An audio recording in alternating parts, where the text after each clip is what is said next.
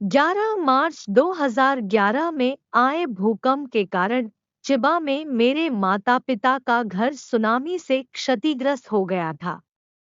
घर पर मेरी माँ, मेरा बूढ़ा भाई और उसकी पत्नी, 2 बच्चे और एक कुत्ता था। घटना इतनी अचानक और अप्रत्याशित थी कि उन्हें बगीचे में जंजीर से बंधे कुत्ते को छोड़कर भागने के लिए संघर्ष करना पड़ा।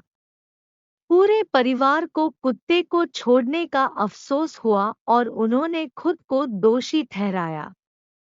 हमारे पास खुद को इस तथ्य से सांत्वना देने का कोई विकल्प नहीं था कि इसके लिए हमें दोषी नहीं ठहराया जा सकता और हमारे पास कोई विकल्प नहीं था।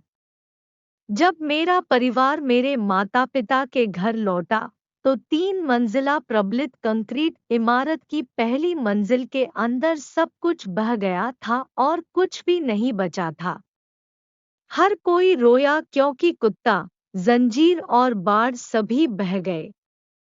मेरा बूढ़ा भाई और उसकी पत्नी घर पर ही रहे और मेरी माँ मेरे दूसरे भाई के साथ रहने लगी। लगभग 1 महीने बाद, जब मेरा बूढ़ा भाई कुछ चीजें साफ कर रहा था, कुत्ता अचानक उसके भाई के पैरों के पास आ गया।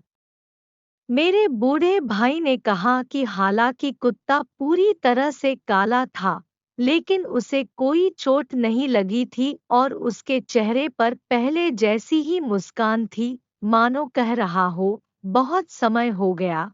यह एक चमत्कार था कि कुत्ता बच गया, लेकिन सुनामी ने दृश्य पूरी तरह से बदल दिया था और गंध भी बदल गई होगी। और मेरे बूढ़े भाई को विश्वास नहीं हो रहा था कि कुत्ता वापस आ गया है। मेरे बूढ़े भाई, उसकी पत्नी और उनके बच्चों ने कुत्ते को कसकर गले लगाया और जोर-जोर से रोने लगे। उसके बाद जब हमें कॉल आया तो मैं और मेरी माँ दोनों रो पड़े। अब कुत्ते को अच्छी तरह से धो दिया गया है और वह खुशी और गर्व से घूम रहा है।